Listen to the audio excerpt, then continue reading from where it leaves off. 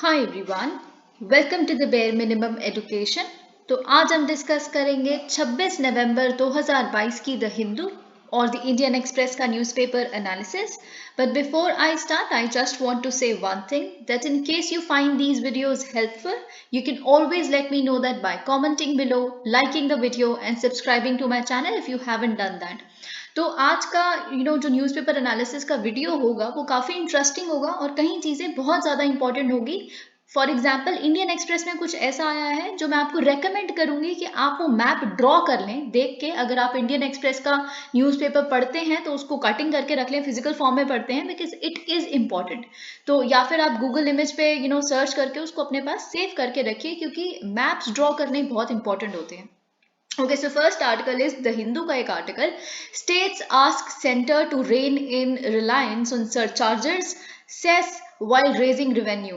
तो देखिए, सबसे पहले तो रेन इन का मतलब होता है कंट्रोल कीजिए, यानी कि स्टेट गवर्नमेंट्स ने सेंट्रल गवर्नमेंट को कहा है जो आप इतना निर्भर रहना शुरू हो गए हैं अपने रेवेन्यू को रेज करने के लिए सरचार्जेस पे और सेस पे, इसको लिमिट कीजिए और हो सके तो हमारे साथ भी इसका रेवेन्यू शेयर कीजिए। अब देखिए, इससे पहले कि हम आगे समझें यहाँ क्या लिखा है, बहुत सारी चीज़ें जीएसटी के बारे में, कॉम्पनसेशन, सेस क्या होता है, सरचार्ज क्या होता है, पहले मुझे लगता है कि हमें ये समझना चाहिए और बिल्कुल लॉजिकल वे में। तो सबसे पहले तो सेस, क्योंकि सेस का कॉन्सेप्ट बहुत छोटा सा है। देखिए, सेस कब लगाया जाता है? जब एक पर्टिकुलर पर्पस के लिए पैसा चाहिए होता है सरकार को, रेवेन्यूज एक पर्टिकुलर पर्पस के लिए लेने होते हैं। जैसे स्वच्छ भारत अभियान सेस, तो स्वच्छ भारत अभियान एक स्कीम है, उसके लिए पैसा चाहिए, उसको इम्प्लीमेंट करने के लिए सरकार को, तो वो आपसे, आप टैक्स पेयर्स हैं, आपसे सरकार लेगी। और ये सेस तब रिवोक कर दिया जाता है जब स्वच्छ भारत अभियान सच में पूरा हो जाए, हमारा जो टारगेट था वो अचीव हो जाए। एडुकेशन सेस आपको पता है, सरकार अगर एडुकेशन सेस ले रही है तो वो एडुकेशन पे ही लगाएगी। तो सेस जिस पर्पस के लिए लिया जाता है वो सिर्फ उस ही पर्पस के लिए यूज किया जाता है। तो स्वच्छ भारत अभियान भी सिर्फ और सिर्फ स्वच्छ भारत अभियान को यूज करने के लिए ही लिया जाएगा। अब आती है सरचार्ज की बात। देखिए, इससे पहले कि हम सरचार्ज को देखें, आपको एक बहुत सिंपल सी चीज समझनी है। हमारा जो टैक्स स्ट्रक्चर है ना, हमारा tax structure progressive tax structure है। अब देखिए, प्रोग्रेसिव टैक्स स्ट्रक्चर का मतलब क्या होता है? हर कंट्री प्रोग्रेसिव टैक्स स्ट्रक्चर ही फॉलो करती है। अगर कोई country regressive tax structure follow करती है तब तो वो बहुत बकवास कंट्री है। तो बकवास इन द सेंस, कैसे चल रही है वो कंट्री। तो प्रोग्रेसिव टैक्स क्या होता है? आपको जो आपकी कंट्री में इनइक्वालिटी ऑफ वेल्थ है उसको कम करना है, और ये हर कंट्री करने की कोशिश करती है, हर कंट्री की सरकार करने की कोशिश करती है।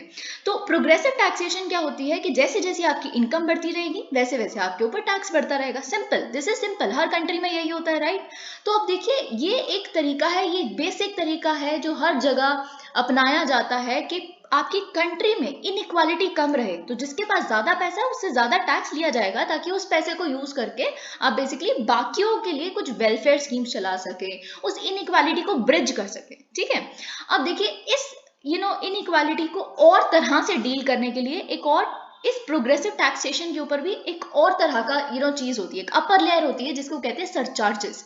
तो surcharge is actually a tax on tax. तो मतलब टैक्स पे भी टैक्स लगाना। अब कई लोग बहुत ही अमीर होते हैं, right? So those rich lords, of course उनको थोड़ा सा और टैक्स करना पड़ता है। तो टैक्स ऑन टैक्स कैसे होता है? देखिए, मैं आपको एक एग्जांपल देती हूँ, बहुत बेसिक सा। अगर आप एक बहुत ही वेल्दी स्लैब को बिलोंग करते हैं तो आपके ऊपर सरचार्ज लगेगा। ठीक है? तो पहले तो आपसे सरचार्ज हटा दीजिए, पहले सिंपल टैक्स लगेगा आपके ऊपर। तो आपकी इनकम अगर 100 रुपए है और उस पर अगर 30% आप टैक्स भरते हैं, ऑफकोर्स आप बहुत अमीर इंसान है, आपसे 30% टैक्स लिया जाएगा, तो आपको 30 रुपीज टैक्स भरना है। 30% ऑफ ₹100 इज 30, राइट? अब मैंने कहा है surcharge is tax on tax. अब मैं आपको कह रही हूँ मैं आप पे 10% का सरचार्ज लगाऊंगी। अब 10% मैं 100 रुपए पे नहीं कैलकुलेट करूंगी। तो 10% ऑफ 100 रुपए तो 10 हो गया। तो आप 30 रुपीज तो वैसे ही दे रहे हैं टैक्स के रूप में, और 10 रुपए और देंगे तो 40 रुपए दे देंगे। ये तो मतलब बहुत नाइंसाफी हो गई। आप अमीर हैं पर इतना भी आपको पीनलाइज नहीं कर सकते कि आप प्रोड्यूस करना ही सरकार के लिए बंद कर दें, कंट्री के लिए बंद कर दें, क्योंकि ग्रोथ तो आप ही ला रहे हैं ना, एक्सपोर्ट्स तो आप ही कर रहे हैं। ठीक है? तो सरकार आपको क्या करती है, they actually impose tax on tax, यानी कि 30 रुपए का आपका टैक्स बनता था, 30% ऑफ ₹100। अब 30 रुपए पे आप 10% लगाओगे, क्योंकि सरचार्ज मैंने आपको क्या कहा था, आप पे 10% है। तो 10% ऑफ ₹30 इज 3। तो टोटल आपने टैक्स कितना दिया, 30 + 3 इज 33। आई होप आपको समझ आया। ये एक तरीका है सरकार का प्रोग्रेसिव टैक्सेशन को और प्रोग्रेसिव बनाने का, इन द सेंस इनइक्वालिटी जितनी, क्योंकि आपको पता है हमारा कॉन्स्टिट्यूशनल मैंडेट भी कहता है, डीपीएसपी ये कहती हैं कि सरकार का ये एंडेवर है कि उनको बेसिकली जितना हो सके वो इनइक्वालिटी को कर्व करने की कोशिश करेंगे वेल्थ के टर्म्स में। तो यही एक तरीका है सरचार्ज का। अब लेकिन एक चीज है, एक होता है, आप पढ़ते हैं फिनेंस कमीशन के बारे में अपने स्टैटिक पोर्शन में। अब फिनेंस कमीशन क्या करती है, एलोकेट करती है पैसे को सेंटर को और स्टेट्स को, ठीक है, जिसे हम डिविजिबल पूल ऑफ टैक्सेस कहते हैं। तो जो फिनेंस कमीशन के पास जो पैसा होता है वो उसमें से डिवाइड कर देती है, ठीक है, 100% उसके पास पैसा है, जितना जितना परसेंट उनको 41%, 51%, जैसे भी उनको लगता है वो कर देते हैं। लेकिन अब सरचार्ज और सेस इस डिविजिबल पूल में होते ही नहीं इंक्लूड, ठीक है। यही हमारा बेसिकली लॉ कहता है, बेसिक इकोनॉमिक लॉ कहता है हमारी कंट्री का, कि सरचार्ज और सेस केवल केंद्रीय सरकार का एक्सक्लूजनरी आप कह सकते हैं राइट है, ठीक है। सेस तो इसीलिए क्योंकि बहुत सारी स्कीम्स जो केंद्रीय सरकार चला रही है उसके लिए यूज किया जाएगा, एडुकेशन वगैरह इन सारी चीजों के लिए यूज किया जाएगा। और सरचार्ज इसलिए क्योंकि मैंने ये लॉ कहता है कि ये सेंट्रल गवर्नमेंट यूज करेगी, उनके पास रहेगा। तो ये बहुत बड़ी दिक्कत है। अब हम देखते हैं कैसे सेवरल स्टेट्स। अब देखिए जिन स्टेट गवर्नमेंट्स हैं, अभी क्या चल रहा है आपको पता है, पिछले कुछ 2-4 दिनों से हम देख रहे हैं, जो हमारी फिनेंस मिनिस्टर निर्मला सीतारमण जी हैं, जो यूनियन बजट लाया जाएगा 23-24 के लिए, उससे पहले वो डिस्कशंस होल्ड कर रही हैं, कंसल्टेशंस होल्ड कर रही हैं फार्मर ग्रुप्स के साथ, इंडस्ट्री ग्रुप्स के साथ। अब स्टेट गवर्नमेंट्स के साथ भी करना पड़ेगा। आपके किसी तरह की अगर रिकमेंडेशन तो हम बिल्कुल फॉलो करेंगे। तो यही सब कुछ चल रहा है, तो उसी सीरीज का एक ही पार्ट है। तो यहाँ पे बहुत सारी स्टेट गवर्नमेंट्स में इंक्लूडिंग जिनको गवर्न करती है बीजेपी, यानी कि द रूलिंग पार्टी, तो उन्होंने भी सेंटर को अर्ज किया है कि आप प्लीज थोड़ा सा अपना इस पे लिमिट लगाइए। आप खुद का रेवेन्यूज रेज करते जा रहे हैं सेसेस और सरचार्जेस लगा लगा के, ठीक है, और हमारा बेसिकली जो डिविजिबल पूल ऑफ टैक्सेस है इस वजह से कम हो जाता है, क्योंकि उसमें तो इंक्लूड ही नहीं करते ना आपके पैसा। तो ये कहा है तमिलनाडु के फाइनेंस मिनिस्टर, केरला के फाइनेंस मिनिस्टर्स, इन्होंने तो इनफैक्ट ये कहा है कि आप क्या करिए, आप हमारे साथ शेयर करना शुरू कर दीजिए इसका पैसा, तो हमें भी कोई दिक्कत नहीं होगी। आप सेसेस सरचार्जेस बढ़ाइए, हमें क्या दिक्कत है इससे, पर हमारे साथ भी शेयर करना शुरू कर दीजिए डिविजिबल पूल में इंक्लूड करके इनको, ठीक है। तो इन्होंने साथ में बोला है, और हमें साथ में थोड़ा सा फिस्कल सपोर्ट चाहिए, क्योंकि इकोनॉमी को देखिए, पता है एक बहुत, I still remember that thing which I read years ago, जिसमें एक चीज लिखी थी कि अगर आप भारत का मैप उठा के देखेंगे ना, तो आपको सेंटर कहीं नहीं दिखेगी, स्टेट्स ही स्टेट्स दिखेंगी। तो ये फेडरलिज्म का कॉन्सेप्ट है। फेडरलिज्म क्यों जरूरी था, क्योंकि हर चीज जो कर रही है इंप्लीमेंट कौन कर रही है, स्टेट गवर्नमेंट कर रही है ना। तो बहुत सारी चीजें, सबसे बड़ा देखिए कोविड आया, हेल्थ कौन सी स्टेट लिस्ट में है, ठीक है। ऐसी सारी चीजें जो बिल्कुल ग्राउंड लेवल पे, यानी कि वाटर कौन सी लिस्ट में है, स्टेट लिस्ट में है। तो वाटर बॉडीज का कैसे पानी डिस्ट्रीब्यूट होगा, कैसे प्रोवाइड करना है, ये सब कुछ स्टेट गवर्नमेंट डिसाइड करती है। स्टेट गवर्नमेंट को पैसा खर्चना होता है इस पे। तो स्टेट गवर्नमेंट का जो एक्सपेंडिचर है बाय डिफॉल्ट बहुत ज्यादा होता है, लेकिन उनके पास रेवेन्यू कम है, क्योंकि सेसेस सरचार्जेस तो सरकार अपने पास रखती है, केंद्रीय सरकार यानी कि सेंट्रल गवर्नमेंट। तो ये थोड़ी सी दिक्कत है। ओके तो इन्होंने कहा है, एक तो पहली बात, आप हमको हेल्प करना शुरू कीजिए, क्योंकि इकोनॉमी पैंडेमिक के बाद ऑलरेडी डिसरप्टेड है, so start helping us out, alright. साथ ही में इन्होंने एक डिमांड, ये आप कह सकते हैं कि पिछले 1 साल से रखनी इन्होंने शुरू कर दी थी, कि जो जीएसटी का कॉम्पनसेशन पीरियड है उसको 5 साल से और एक्सटेंड कर दो। अब देखिए, मेरे से ये क्वेश्चन एक बार किसी और ने भी पहले पूछा था, तब आई डोंट थिंक मैं ये इस चीज का आंसर कर पाई थी, क्योंकि मुझे लगा दिस इज बेसिक, आपको जीएसटी पढ़ते हैं तो ये भी पता ही होगा, क्योंकि कॉन्स्टिट्यूशनल अमेंडमेंट हुई है जीएसटी के लिए। तो फिर भी मैं आपको बता देती हूँ जीएसटी कॉम्पनसेशन पीरियड है क्या। अब देखिए, अगर आप सेक्शन 18 देखेंगे, section 18 of constitutional amendment act 101 जो 2016 में लाया गया था, वो ये कहता है कि पार्लियामेंट एक लॉ के माध्यम से बेसिकली क्या कर सकता है, और साथ में लॉ तो बनाएगा ही ऑफ कोर्स, लेकिन लॉ भी on the recommendations of GST council, जिसमें स्टेट गवर्नमेंट्स भी हैं, जिसमें सेंट्रल गवर्नमेंट भी है, and they can then provide for compensation to the states for loss of revenue arising on account of implementation of GST for 5 years। ये हमारे constitution में लिखा हुआ है कि 5 साल। अब देखिए लॉस क्यों हुआ स्टेट गवर्नमेंट्स को, आप सोच के देखिए, सारी स्टेट गवर्नमेंट्स ने अपना टैक्सिंग पावर्स को सरेंडर कर दिया था सेंट्रल गवर्नमेंट को। तो जब आप आप अपना सब कुछ सरेंडर कर रहे हो, टैक्सिंग पावर सारी सरेंडर कर रहे हो, तो आप अपना एक तरीके से रेवेन्यू का सोर्स बिल्कुल सेंट्रल गवर्नमेंट को दे रहे हो। फिर वो सारा पैसा इकट्ठा करके टैक्स करके क्या करते हैं, वो डिविजिबल पूल में इंक्लूड हो जाता है और फिर फिनेंस कमीशन उसे बांटती है। तो आप इतनी बड़ी ऑटोनॉमी खुद की गिव अप कर रहे थे, तो आपके डेफिनेटली बहुत सारे लॉसेस हुए होंगे। तो उसको कॉम्पनसेट करने के लिए 5 साल तक केंद्रीय सरकार ने कुछ पैसा देना था। अब 5 साल 2017 में देखिए, जुलाई 1 2017 में जीएसटी लागू हो गया था और जून 30 2022 को 5 साल खत्म हो गए। तो अब आप देख लीजिए, इनका ये कहना है कि साथ में पैंडेमिक भी तो आ गया। जब पैंडेमिक की वजह से इतनी सारी चीजें एक्स्ट्रा एग्जेम्पशंस दिए गए, इतना कुछ हुआ, तो फिर ये क्यों नहीं, ये तो बहुत जरूरी है। तो प्लीज आप 5 साल द्वारा 5 साल तक कम से कम और बढ़ा दीजिए इस कॉम्पनसेशन पीरियड को। ओके, तो ये चीज़ यहाँ पे लिखी है।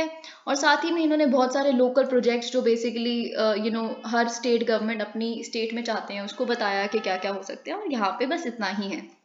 अब देखिए, मनरेगा पे एक आर्टिकल है ये, government forms panel to look into MNREGA's efficacy. अब देखिए, ये बहुत इंपॉर्टेंट है क्योंकि पिछले 4-5 दिन से हम कोई ना कोई रिपोर्ट, कोई ना कोई इन्वेस्टिगेशन मनरेगा पे पढ़ रहे हैं। एक क्वेश्चन जो बहुत बहुत बार एडिटोरियल्स में लिखा जाता है, क्योंकि अनएम्प्लॉयमेंट बहुत ज़्यादा है हमारी कंट्री में, और इस वजह से एक जो आप कहते हैं कि रिकमेंडेशन बहुत बड़े बड़े इकोनॉमिस्ट भी देते हैं, वो ये है कि मनरेगा जैसे रूरल हाउस होल्ड्स के लिए, वैसे अर्बन एम्प्लॉयमेंट गारंटी एक्ट भी होना चाहिए। सो दिस इज, ऐसा नहीं है कि गरीब सिर्फ और सिर्फ रूरल एरियाज में रहते हैं, गरीब लोग अर्बन एरियाज में भी हैं। तो अगर आप मनरेगा को एक पॉवर्टी एलिविएशन स्कीम बताते हैं, तो पॉवर्टी एलिविएट हर जगह करनी चाहिए। ये एक बेसिक सा इकोनॉमिस्ट का एक पॉइंट है, ठीक है। तो इसीलिए आप इस पे भी प्रिपेयर कीजिए मैटर। मनरेगा पे देखिए, क्योंकि कमिटीज लिखनी होती हैं, तो एक कमेटी फॉर्म की गई है, सिन्हा कमेटी। अब इनके जो भी 3 महीने बाद जो भी फाइंडिंग्स निकल के आएंगी, जो भी लैक रह रहा है मनरेगा के इम्प्लीमेंटेशन में, वो हम देखेंगे और उसको आप जरूर कोट कीजिएगा, क्योंकि बिल्कुल रिसेंट कुछ कमेटी होगी जो मनरेगा के बारे में कुछ कह रही है। तो हम देखते हैं यहाँ क्या लिखा है। सेंट्रल गवर्नमेंट ने कॉन्स्टिट्यूट की है एक कमेटी जो बेसिकली इम्प्लीमेंटेशन को रिव्यू करेगी मनरेगा स्कीम के, ठीक है, और देखेगी कि कैसे बेसिकली प्रोग्राम की एफिकेसी क्या है as a poverty alleviation tool. तो देखिए, सबसे पहले तो बहुत बेसिक इंग्लिश की टर्म्स होती है और हमें लगता है कि हमें समझ आ रहा है, और अगर हमें नहीं बाई चांस समझ आ रहा होता तो फिर हम पूरे आर्टिकल का अपने मर्जी से कुछ और ही मतलब समझ लेते हैं, ठीक है। तो एफिकेसी का मतलब होता है जो आपका इंटेंशन था, वो इंटेंशन पूरा हो रहा है कि नहीं, ठीक है। जो ऑब्जेक्टिव है, are you able to meet that or not, simple. तो जब मनरेगा को लाया गया था एक पॉवर्टी एलिविएशन टूल की तरह, तो क्या वो पॉवर्टी एलिविएट कर पाया है कि नहीं, that is known as efficacy. तो ये बेसिकली कमेटी ये जज करेगी और पढ़ेगी, ठीक है। तो अमरजीत सिन्हा जी, इनको अपॉइंट किया गया है और 3 महीने के अंदर अंदर इन्होंने अपनी सजेशन सबमिट करनी है। अ लिटिल अबाउट मनरेगा, आपको पता है 2005 में एक एक्ट लाया गया था, उसके माध्यम से ये स्कीम लाई गई और ये गारंटी करती है 100 दिन का unskilled work per year to every rural household that wants it. तो मतलब ये डिमांड बेस्ड आप कह सकते हैं, दैट वॉन्ट्स इट लिखा है ना, तो अगर बाई चांस एक स्टेटमेंट प्रीलिम्स में ये आ गई कि MNREGA is a demand based scheme, तो इट इज करेक्ट, ठीक है। तो आप ये तोड़ मोड़ के जो वर्ड्स लिखे होते हैं इनको समझने की कोशिश कीजिए, कुछ मुश्किल नहीं होता इसमें, ठीक है। तो ये चीज अब सिन्हा कमेटी को यही टास्क दिया गया है। और भी बड़ी सारी चीजें ये लोग देखेंगे, they would actually study various factors behind. कैसे, देखिए, सबसे पहले तो स्टेट बाय स्टेट वैरी करता है, हर स्टेट अलग है, हर स्टेट का डेमोग्राफी अलग है, जो तरह के लोग हैं वहाँ पे वो अलग है, एथनिसिटी अलग है, हर जगह के जिस तरह के काम वहाँ पे। अब देखिए, जो हिल स्टेशन पे होगा वो एक डेजर्ट में तो वैसा काम नहीं मिलेगा आपको, है ना, राजस्थान में नहीं मिलेगा। तो क्या बेसिकली रीजंस हैं डिमांड के पीछे, अगर किसी स्टेट में मनरेगा का डिमांड है तो क्यों है, उस दूसरी स्टेट से कैसे डिफर करता है, क्या एक्सपेंडिचर ट्रेंड्स हैं, है ना, ये सारी चीजें बेसिकली, और किस तरह का वर्क हर हर जगह पे हो रहा है, ये सारी चीजें ये लोग देखेंगे। It will also suggest what changes in focus and governance structures are required to make MNREGA more effective. कौन से तरह के चेंजेस गवर्नेंस या फिर इंस्टीट्यूशनल स्ट्रक्चर्स में लाने की ज़रूरत है, या फिर किस तरह का फोकस में चेंज लाने की ज़रूरत है अगर आपको सच में पॉवर्टी एलिवेशन करनी है। तो ये चीज़ अब देखिए क्यों बनाया गया, थोड़ा सा हम कॉन्टेक्स्ट भी जान लेते हैं। इस कमेटी को सेटअप किया गया है तो कुछ तो इसका कॉन्टेक्स्ट होगा, प्रीटेक्स्ट होगा। इट वॉज फेल्ड, ये बेसिकली फील किया गया कि जो उत्तर प्रदेश है, बिहार है, वहाँ पे बहुत ज़्यादा पॉवर्टी का लेवल है और वहाँ पे बेसिकली ये स्कीम ऑप्टिमली परफॉर्म नहीं कर पाई है। देखिए थोड़ा सा मनरेगा को लेके पॉलिटिक्स भी है वैसे तो। आप मनरेगा को ना बिल्कुल ही ऐसे नहीं कह सकते कि खराब, इसने कुछ भी नहीं किया। जिस तरह का पैंडेमिक के टाइम पे मनरेगा ने रिलीफ प्रोवाइड किया, आई थिंक ये it speaks highly of this scheme. तो I know that a lot of politics goes into it, क्योंकि यहाँ पे हमारे प्राइम मिनिस्टर नरेंद्र मोदी जी ने जो 2015 में स्टेटमेंट बोली, ये सारी चीज़ें आप पढ़ेंगे तो आपको लगेगा कि मनरेगा बिल्कुल ही बेकार है, पर ऐसा नहीं है, ऐसा बिल्कुल भी नहीं है। You go on the ground level, उसकी इम्प्लीमेंटेशन में कुछ दिक्कत हो सकती है, पर ऐसा नहीं है। MNREGA was a game changer. It was पहली बार एक लीगल राइट मिल रहा है काम का, ये बहुत बड़ी बात थी। You guarantee a legal right to work, it was a big thing and it has worked. It ऐसा नहीं है कि इसने कुछ नहीं ग्राउंड लेवल पे किया, पर हाँ बात यह है कि पूरी जिंदगी आप उनको मनरेगा पे नहीं निर्भर करवा सकते, उनकी स्किलिंग करनी बहुत जरूरी है। इस वजह से प्रोजेक्ट उन्नति लाया गया है सरकार द्वारा, which is of course a very good thing. पर फिर वही बात आ जाती है, स्टेट्स ने इम्प्लीमेंट नहीं किया उसको। ठीक है, name on voter list must to join colleges in Maharashtra. तो देखिए क्या है, अब इलेक्शन कमीशन के ऊपर इतनी सारी चीजें चल रही हैं, इलेक्शंस के ऊपर इतनी सारी बातें, तो इलेक्शंस पे क्वेश्चन तो आना ही है, या फिर इलेक्टोरल रिफॉर्म्स। अब एक चीज होती है कि क्या फंडामेंटल ड्यूटी बना देनी चाहिए, राइट टू वोट जो है वो ड्यूटी टू वोट बना देनी चाहिए। ओके तो अभी राइट टू वोट तो कॉन्स्टिट्यूशनल राइट है ना, तो जो बेसिकली हमें मिलता है कॉन्स्टिट्यूशन से। लेकिन अब एक ड्यूटी भी तो है, you exercise democracy by exercising your right to vote and that should become a duty. ये बहुत लोगों की सजेशंस है ना। अब जब आप पढ़ते हैं वोट के बारे में, तो बेल्जियम के बारे में आप हमेशा पढ़ते हैं जहाँ पे मैंडेटरी है वोट करना, इन सारी चीज़ों को पढ़ते हैं और ये बहुत पॉजिटिवली दिखाया जाता है बुक्स में। ठीक है, तो अब इसका एक एग्जाम्पल जब आपको लिखना हो भारत के कॉन्सेप्ट कॉन्टेक्स्ट में, तो आप ये बिल्कुल लिख सकते हैं, name on voter list must to join colleges in Maharashtra. तो महाराष्ट्र के higher and technical education minister Chandrakant Patil ji ने ये कहा है कि अगर तो आप इलेक्टोरल रोल पे रजिस्टर्ड हैं, वोटर रजिस्ट्रेशन आपने अपनी करवाई हुई है, तो ये बेसिकली मैंडेटरी है। अगर आप 18 साल से ज़्यादा आपकी उम्र है और आपको एडमिशन चाहिए किसी डिग्री कॉलेज में स्टेट के, तो now this is sort of a mandatory voting वाली चीज़ हो गई है, ड्यूटी बना दी आपने फिर एक तरीके से। ठीक है, ये चीज़। Supreme Court seeks government's view on allowing same sex marriage. तो देखिए ये भी कुछ I was expecting this only, this again comes from justice D Y. Chandrachud, chief justice of India D Y. Chandrachud. और ये एक सीक्वल है बेसिकली जो पिछले तरह के काफ़ी लैंडमार्क जजमेंट्स जिस बेंच में पार्टिसिपेशन दिखाई है डी.वाई. चंद्रचूड़ जी ने, उन्हीं के एक सीरीज ऑफ आप कह सकते हैं ये भी पिटिशन है। I would just read it. Supreme court ने फ्राइडे को बेसिकली गवर्नमेंट का रिस्पॉन्स मांगा है उन पर्टिकुलर प्लीज या फिर पिटिशंस के प्रति कि आप बेसिकली क्या समझते हैं इस बारे में कि अगर जो स्पेशल मैरिज एक्ट है 1954 का, उसके तहत सेम सेक्स मैरिज सोलमाइज कर देनी चाहिए। मतलब इंटरसेक्स मैरिज भी तो इंटरकास्ट मैरिज होती है, इंटर फेथ मैरिज होती है, तो इंटरसेक्स मतलब इस तरह के सेम सेक्स मैरिजेस भी तो अलाउ की जा सकती हैं स्पेशल मैरिज एक्ट के तहत। तो आपका क्या कहना है इस बारे में? ठीक है, अगर हम बात करें स्पेशल मैरिज एक्ट 1954 की, ये प्रोवाइड करता है एक सिविल फॉर्म ऑफ मैरिज के बारे में। वो कपल्स जो बेसिकली अपने पर्सनल लॉज, अपने रिलीजन के पर्सनल लॉज के बाहर जाके मैरिज करना चाहते हैं। आप देखिए हिंदू पर्सनल लॉ है, मुस्लिम पर्सनल लॉ है, उसके तहत अगर आपको अलाउ नहीं किया गया, ठीक है, कि आप मैरिज नहीं कर सकते, तो स्पेशल मैरिज एक्ट है। ठीक है, तो ये एक सेक्युलर एक्ट है आप कह सकते हैं। The bench issued separate notices to the center and attorney general and listed the case। अब 4 हफ्तों बाद इस केस को सुना जाएगा, तो बहुत सारे जो सीनियर एडवोकेट्स हैं जैसे मुकुल रोहतगी जी, नीरज किशन कौल, तो ये काफ़ी सीनियर एडवोकेट्स हैं, तो उनका ये कहना है कि एक सीक्वल ही है ये 2008 का जो कॉन्स्टिट्यूशन बेंच जजमेंट आई थी Navtej Johar case, very very very very important, जिसमें होमोसेक्सुअलिटी को डीक्रिमिनलाइज किया गया था। तो ये उसी का एक सीक्वल है। मैं आपको बता रही हूँ, अडॉप्शन राइट्स, अबॉर्शन राइट्स, अभी जस्टिस डी.वाई. चंद्रचूड़ ने तब जब अभी ये सीजेआई नहीं बने थे उससे कुछ ही समय पहले की बात है, जब इन्होंने बोला कि अगर ये क्वीर रिलेशनशिप्स भी हैं तो बिल्कुल अबॉर्शन राइट तो उनको भी मिलता है, या फिर मैटर्निटी लीव तो उनको भी मिलेगी। तो इस तरह की चीज़ें जो आ रही हैं, तो LGBTQ का कॉन्सेप्ट, नवतेज जौहर केस 2018 का, है ना। और ये अब इसमें देखते हैं 4 हफ्ते बाद क्या होता है। ये कुछ कुछ चीज़ें आपके लिए बहुत इंपॉर्टेंट है। देखिए GS1 में डायनामिक्स कैसे चेंज हो रहे हैं कम्युनिटी के, ये बहुत इंपॉर्टेंट है आपके लिए। तो आपको शौक ना लग जाए पेपर में देख के कि आप तो कास्ट एंड पॉलिटिक्स और ये सारी रिलीजन एंड पॉलिटिक्स ये सारी चीज़ें पढ़ के गए थे, या फिर रीजनलिज्म नॉर्थ ईस्ट का, लेकिन आ कुछ और गया। तो क्योंकि ये सारी चीज़ें डायनेमिक हैं, ठीक है, अगर कुछ इवॉल्व हो रहा है इतना बड़ा इशू, तो you must pay attention to it, okay.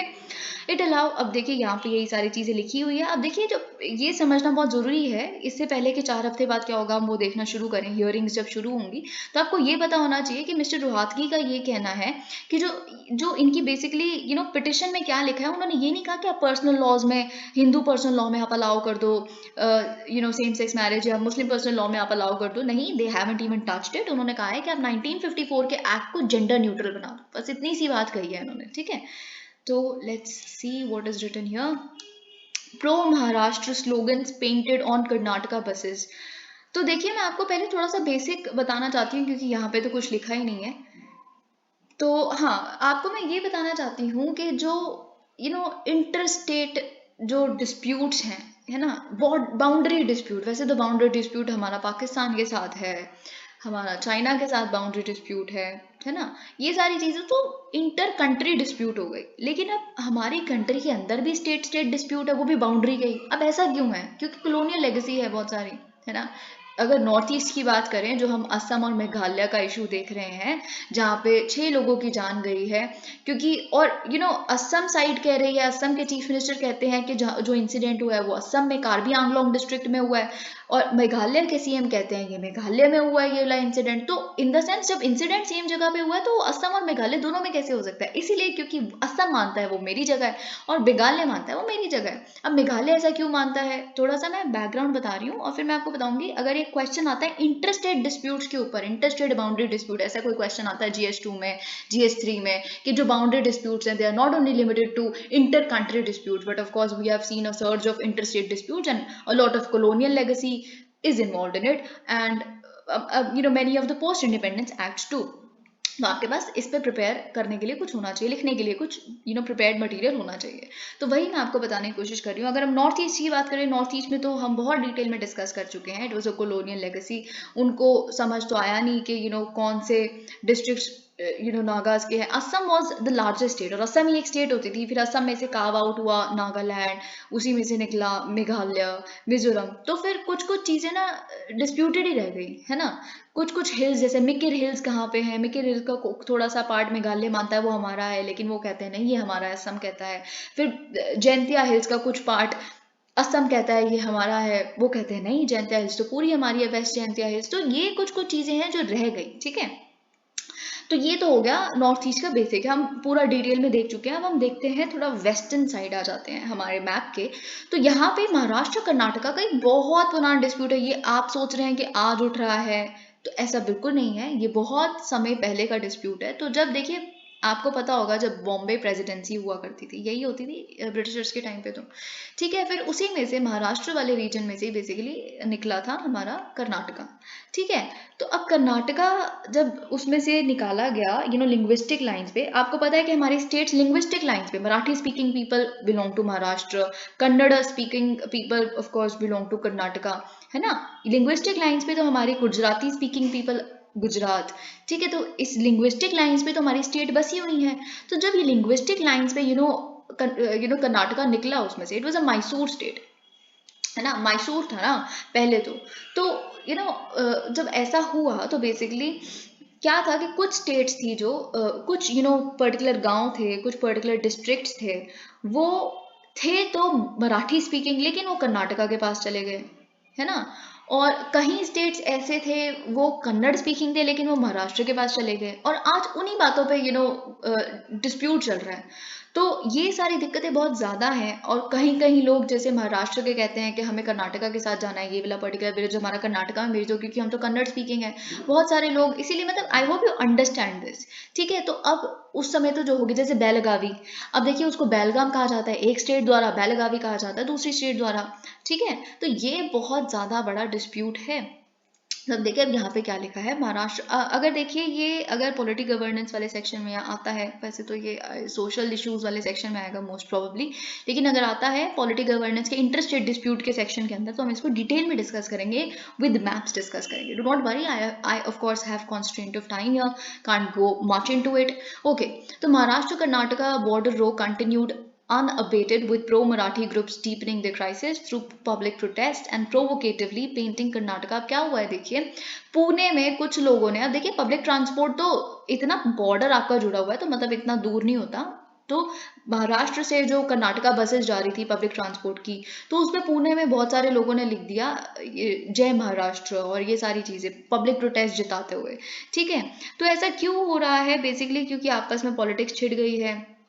The decades-old interstate boundary dispute flared up when Mr. बुमाई कौन है, कर्नाटका के सीएम है, उन्होंने बोला जो जाट तालुका जो संगली डिस्ट्रिक्ट है महाराष्ट्र का, वो बेसिकली उन्होंने रेजोल्यूशन पास किया है जिसमें पास्ट में बेसिकली जिसमें उन्होंने बोला था कि हमें मर्ज कर दो कर्नाटका के साथ.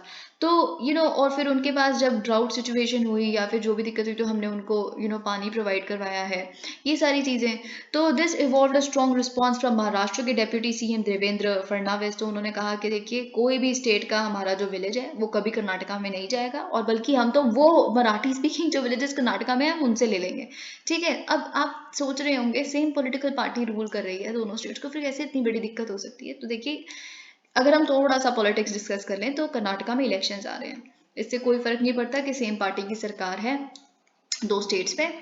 इस तरह के जो मोबिलाइजेशन वाले इश्यूज होते हैं ना, हमेशा एंगर प्रोवोक करते हैं जनता के अंदर, और वो वोट्स के लिए यूज़ किया जाता है. बस इतनी सी बात है. और हमेशा स्पेसिफिकली ये टेरिटोरियल डिस्प्यूट स्पेसिफिकली तभी क्यों उठते हैं, मतलब हमेशा महाराष्ट्र कर्नाटका का ये डिस्प्यूट ऑलमोस्ट आप देखिएगा इलेक्शन के समय पे उठ जाता है.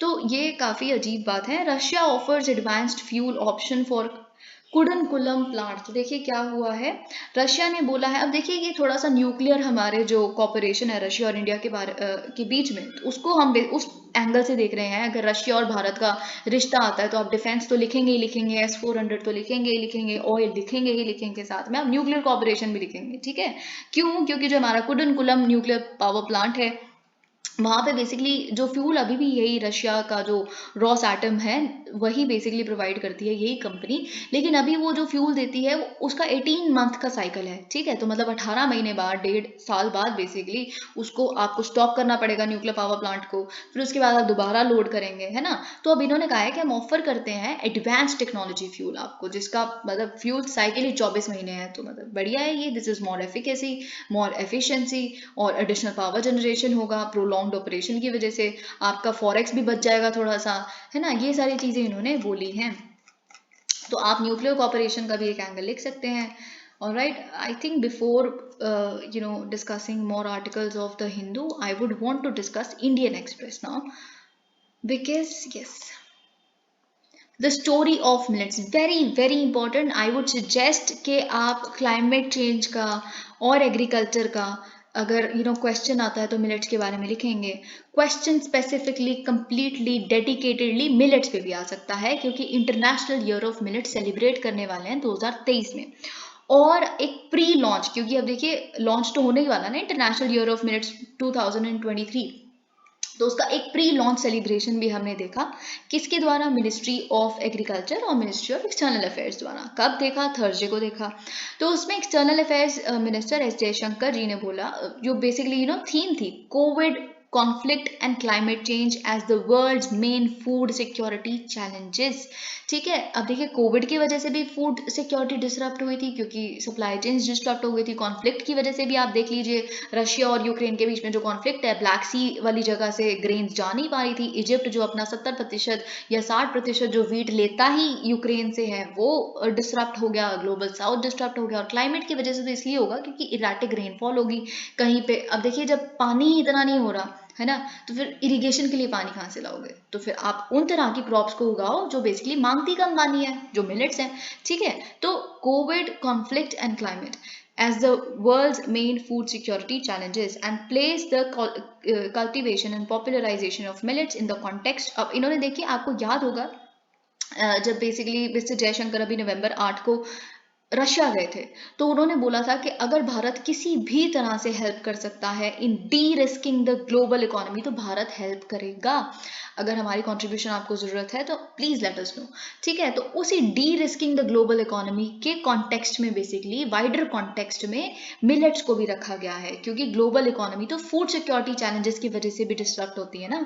We have to derisk that also. तो इंडिया तो ऑलरेडी लीडरशिप यहाँ पे प्ले कर रहा है। कैसे प्ले कर रहा है? क्योंकि प्रपोजल हमने दिया था इंटरनेशनल ईयर ऑफ मिलेट्स का, उसे एक्सेप्ट कर लिया गया। बहुत सारे ऐसे प्रपोजल्स हमने दिए हैं। नेशनल, आप इंटरनेशनल योगा डे देख लीजिए, आप ये इंटरनेशनल ईयर ऑफ मिलेट्स देख लीजिए, जो लाइफ इनिशिएटिव है वो देख लीजिए, वो भारत का एक प्रपोजल है। बहुत सारी चीजें, इंटरनेशनल सोलर अलायंस देख लीजिए, ठीक है, collision for disaster resilience initiative देख लीजिए, CDRI। तो अगर कल को कुछ ऐसा ऐसे भी आ जाता है जिसमें भारत की लीडरशिप आपको लिखनी है, तो आप बिल्कुल इतने सारे एग्जाम्पल्स लिख सकते हैं।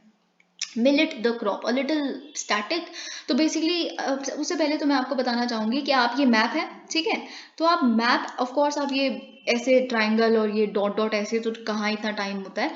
तो आप क्या कर सकते हैं, आप इस मैप में जैसे ज्वार लिखा है कि कहाँ कहाँ ग्रो होता है, Maharashtra, Maharashtra, Karnataka, this is Rajasthan, sorry, this is Maharashtra, this is Karnataka, Maharashtra Karnataka में आप ड्रॉ कीजिए, मतलब कुछ ऐसे मोज़ैक बना दीजिए। राजस्थान, राजस्थान यहाँ बनाइए, तो ये बेल्ट हो गई बेसिकली एक पूरी।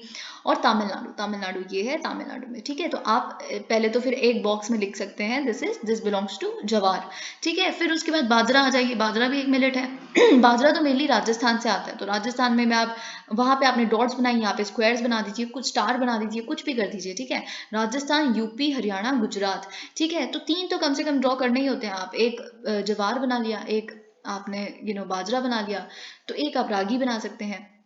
ओके, तो अभी हम देखेंगे यहाँ पे स्टैटिक में लिखा हुआ है। और जवार का अगर हम बात करें, जवार का अगर हम देखें कहाँ कितने एरिया में बेसिकली इसे उगाया गया हुआ है, कल्टीवेटेड एरिया कितना है, 4.24 मिलियन हेक्टेयर्स एरिया, और 4.78 मिलियन टन्स प्रोडक्शन होती है। बाजरा की अगर हम बात करें, बाजरा ज़्यादा एरिया में, अगर एक लाइन आ जाती है ना ऐसी स्टेटमेंट, तो आप सोचेंगे कहाँ से आई है, तो आपको ये लाइन आती है, अगर बाजरा ज़्यादा कल्टीवेटेड एरिया अकाउंट करता है भारत का, तो दैट इज़ करेक्ट। जवार के कंपैरिजन में अगर स्टेटमेंट आती है तो, क्योंकि 7.75 मिलियन हेक्टेयर्स एरिया बाजरा उगाया हुआ है, ठीक है। तो इसकी प्रोडक्शन आप देख सकते हैं 10.86 मिलियन टन प्रोडक्शन, ठीक है। तो मिलेट्स ग्रो किए जाते हैं 130 कंट्रीज में, और ये ट्रेडिशनल फूड है for more than 500 million people. Okay, तो अब हम ये थोड़ा सा मैप हो गया, अब हम देख लेते हैं। यहाँ पे सब कुछ इंपॉर्टेंट नहीं है क्योंकि कुछ है भी नहीं, बाकी जो जो इंपॉर्टेंट है वो मैं आपको बताती रहूंगी। अब देखिए, जो वर्ड मिलेट है, मिलेट क्यों यूज किया जाता है? जो छोटी छोटी स्मॉल ग्रेन्ड सीरियल्स होते हैं ना, जैसे सोरगम, सोरगम यानी कि जवार, पर्ल मिलेट यानी कि बाजरा, फॉक्सटेल मिलेट यानी कि कंगनी, ठीक है। ये कुछ कुछ ये जितने भी यहाँ पे होते हैं, और उसके लिए बेसिकली मिलेट वर्ड यूज किया जाता है। तो मिलेट की अगर हम बात करें, they are among the first crops to be domesticated. तो देखिए, पहले तो सभी ट्राइबल होते थे। क्यों ट्राइबल्स को फर्स्ट इंडिजिनस कम्युनिटी कहा जाता है? क्यों? एक्चुअल में जो असल इंडिजिनस कम्युनिटी है, जो काफी आयरॉनिकल है कि एक्चुअल में ये भारत जो है, भारत के असली लोग वो हैं, लेकिन हम डेवलप हो रहे हैं और उनको हम कुछ समझते नहीं। मतलब आप जिस तरह का डिस्क्रिमिनेशन आज भी देखते हैं, सी, come on, accept that, है ना। तो this is very ironical. When you read history, you realize, okay, what kind of a euphoria are you living in as somebody who lives in a metropolitan city. Okay, leaving that apart, तो जब हम basically सब tribals थे, सब Hunter gatherers थे, ऐसी सारी चीज़ें करते थे, फिर जब एग्रीकल्चर आया, है ना, तो एग्रीकल्चर ने ही तो हमें बेसिकली सेटल्ड कम्युनिटी बना दिया, सेटल्ड स्पीशीज बना दिया, है ना। तो फिर one of the first crops जो हमने बेसिकली डोमेस्टिकेट की थी वो मिलेट्स थी। एविडेंस ये है कि हम कंज्यूम कर रहे हैं मिलेट्स को इंडस वैली सिविलाइजेशन के टाइम से, ठीक है, 3000 BC के टाइम से।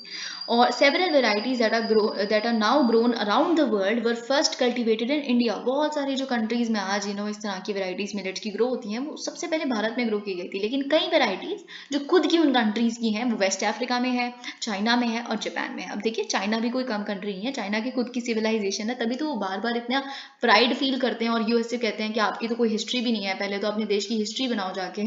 सो यू अंडरस्टैंड दैट। तो यहाँ पे क्या लिखा है, millets are now grown in, okay, this we have already done. अब देखिए ऑफ कोर्स क्यों क्लाइमेट रेजिलिएंट ये एक क्रॉप है, क्योंकि इसको बहुत कम पानी चाहिए होता है राइस और व्हीट के कंपैरिजन में। राइस और व्हीट भी तो सीरियल्स हैं, राइट, पर ये स्मॉल ग्रेन सीरियल्स होते हैं, ठीक है। तो और ये रेन फेड एरियाज में मोस्टली ग्रो करते हैं, जहाँ पे रेनफॉल अच्छी होती है और इरिगेशन की जरूरत ना पड़े, ठीक है।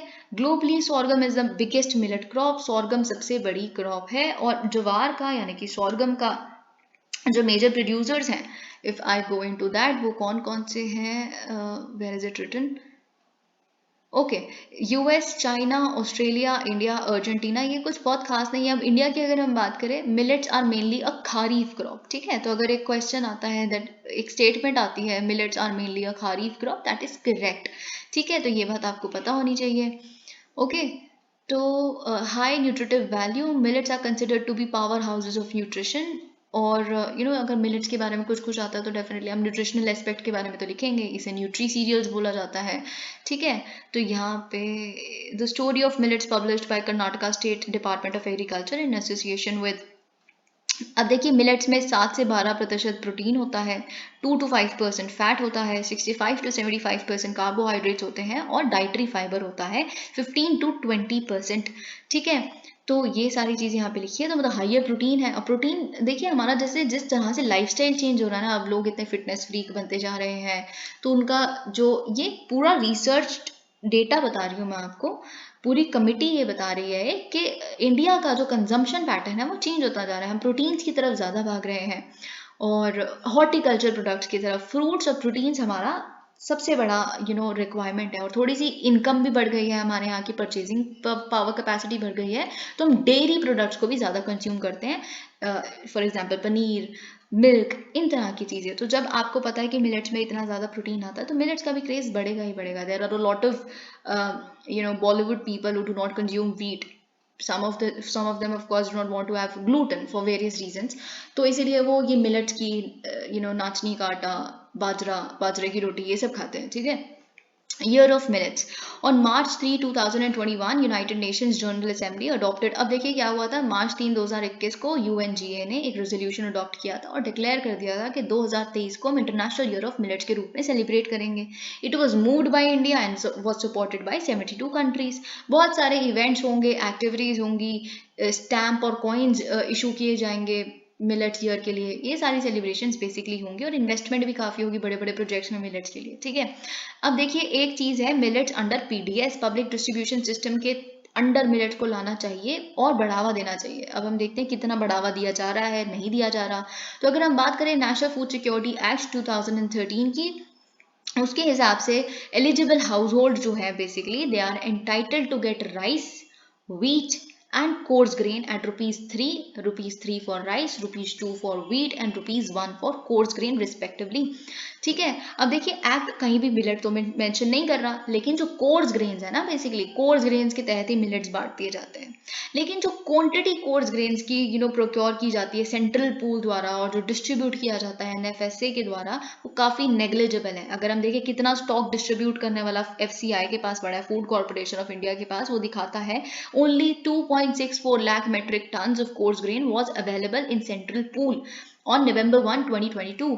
अगर इसको हम कंपेयर करें वीट और राइस और इन सब के, तो आप देख सकते हैं राइस तो 265.97 मिलियन टन्स पड़ा है, कम से कम लाख मेट्रिक टन्स पड़ा है। तो आप 2.64 से ज़रा इसको कंपेयर कीजिए 265.97 को, ठीक है। तो उस कंपैरिजन में आप देखिए थोड़ा सा यहाँ पे भी हमें फोकस करने की ज़रूरत है।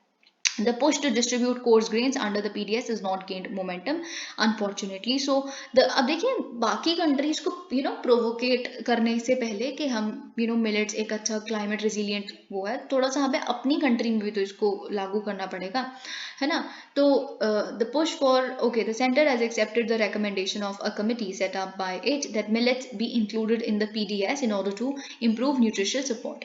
On Thursday, Agriculture Minister Narendra Singh Tomar said the time has come for the PDS to shift the focus of distribution programs for basic calories to provide a more diverse food basket that includes millets to improve the nutritional status of preschool children and women of reproductive age। तो हो सकता है कि अब हम mid day meal scheme में, PDS में इस तरह से इंक्लूड होते देखेंगे कोर्स ग्रेन्स को या फिर मिलेट्स को। ओके, तो गवर्नमेंट का टारगेट है बेसिकली वो प्रोक्योर करेंगे 13.72 lakh metric tons coarse grains को इस खारीफ मार्केटिंग सीजन में, जो मोर देन डबल है पिछले साल के सीजन के हिसाब से। एमएसपी, अब मैं सब सब तो डिपेंड करता है एमएसपी पे। अगर आपको बढ़ावा देना है ना लोगों को कि आप ज़्यादा से ज़्यादा क्लाइमेट चेंज हो रहा है तो आप इस तरह की क्रॉप्स उगाइए, जो तो फिर कोई भाषण सुनने में इंटरेस्टेड नहीं है, सबने अपना पेट पालना होता है, तो आप उनको कैसे इंसेंटिवाइज करोगे? आप कहोगे कि हम आपको एमएसपी देंगे, सरकार प्रोक्योर करेगी ही करेगी। तो आपने आज तक जब सिर्फ राइस और वीट को ही एमएसपी दिया हुआ है, ज़्यादा मतलब प्रमोट तो उसी को किया जाता है ना, तो ऑफ कोर्स जिस तरह का आप ग्राउंड वाटर टेबल नीचे जाता देख रहे हैं वो तो एमएसपी की दिक्कत है। एमएसपी का फोकस आज तक वहीं पे रहा है। तो जब आप एमएसपी बढ़ चढ़ के प्रमोट करना शुरू करेंगे मिलेट्स के लिए, तो वहाँ भी ग्रोथ होगी और अपने आप क्लाइमेट रेजिलिएंट क्रॉप्स को बढ़ता देखेंगे। तो एमएसपी अभी भी प्रोवाइड की जाती है मिलेट्स के लिए, ऐसा नहीं है। ज्वार, बाजरा, रागी के लिए की जाती है, बस ये डिफरेंस है, बाकी मिलेट्स के लिए नहीं होती। जैसे बहुत सारे सूडो मिलेट्स भी हैं जिसमें अमरंथ आता है, आप जानते होंगे, राजगीरा का आटा, और जिसमें कुट्टू का आटा भी आता है, आई बिलीव, यस। तो ये बेसिकली अगर हम देखें, अगर हम खारीफ मार्केटिंग सीजन 2023 के हिसाब से देखें, एमएसपी ज्वार के लिए कितना है बेसिकली, ओके, ये सारी चीज़ यहाँ पे लिखी है, they are not important. Main millet states, अब यहाँ पे जो आपने डिस्ट्रीब्यूशन देखा वही सारी चीज़ें यहाँ पे लिखी हुई है, लेकिन जो आपके प्रेलिम्स के पर्सपेक्टिव से इंपॉर्टेंट है वो मैं आपको बताना चाहूँगी कि जो जवार है वो महाराष्ट्र नंबर 1 पे आती है लार्जेस्ट एरिया इन प्रोडक्शन के टर्म्स में, ठीक है। अब आता है बाजरा की बात, बाजरा में नंबर 1 पे राजस्थान आता है। देखिए बाजरे की रोटी, ये तो आप समझने की कोशिश कीजिए, बाजरे की रोटी with garlic chutney is famous in Rajasthan, so this becomes easier for you to remember. तो सबसे ज़्यादा बाय डिफॉल्ट राजस्थान में उगाई जाती है बाजरा, ठीक है। कंजम्पशन पैटर्न्स, अगर हम कंजम्पशन पैटर्न्स की बात देखें, in the latest available NSSO house hold consumption expenditure survey which is more than a decade old, less than 10%। अब तो पहली बात तो नया सर्वे आने की ज़रूरत है, पता नहीं क्यों कंजम्पशन एक्सपेंडिचर सर्वे नहीं आ रहा, बहुत सारी पॉलिटिक्स इन्वॉल्व है इसमें भी, पर नेवरदलेस हमारे पास 10 साल पहले का एक डेटा है जो ये कहता है कि less than 10% of rural and urban house holds report किया उन्होंने consumption of millet, less than 10%। Okay, rural areas में अगर हम देखें तो 11.231 kg ऑफ सीरियल्स कंज्यूम किए गए थे एक इंसान द्वारा एक मंथ में, 2011-12 का डेटा हम देख रहे हैं। राइस आप देख लीजिए, इसको कंपेयर कीजिए आप राइस को, अच्छा सीरियल्स में से बेसिकली राइस थे 6.125 kg, वीट था 4.439 kg, तो आप लगा लीजिए कि 201 ग्राम जवार, 246 ग्राम बाजरा, 75 ग्राम रागी, ठीक है। तो ग्रामों में आ गया ये, बाकी केजीज में आ गया, ठीक है। तो more than 95% of rural house hold reported consumption of rice and more than 59% wheat. Only 8.5%, 6.6% and 5.3% reported consumption of jawar, bajra and ragi respectively. Urban में भी वही हाल है, कुछ बहुत खास नहीं है। ओके, अब देखिए पॉलिटिकल सिग्निफिकेंस, यहाँ पे थोड़ा सा ये भी देख लेते हैं। पॉलिटिकल सिग्निफिकेंस इन्होंने कहा है कि जो इलेक्शंस आ रहे हैं कर्नाटक और राजस्थान में, और कर्नाटक और राजस्थान हमने दोनों ही यहाँ पे देखा कि क्या है बेसिकली कर्नाटक और राजस्थान का, है ना, सिनेरियो। सबसे ज़्यादा मिलेट यहाँ पे उगते हैं, one of the most producing states है, तो इसीलिए इसको प्रमोट किया जा रहा है फार्मिंग कम्युनिटीज़। अब इतने सारे इवेंट्स होने शुरू हो जाएंगे तो हर इवेंट पे आप किसी तरह की स्कीम लागू कर सकते हैं, अनाउंस कर सकते हैं, तो वो थोड़ा सा इलेक्टोरल बेनिफिट मिल जाएगा।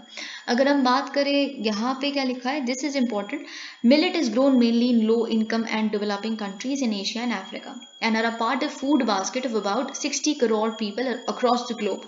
तो आपने जब प्रपोज किया कि हम बेसिकली रेजोल्यूशन जब आप लेके आए कि हम सेलिब्रेट करेंगे 2023 को as international year of millet, तो आपने खुद को एक लीडर दिखा दिया ग्लोबल साउथ का।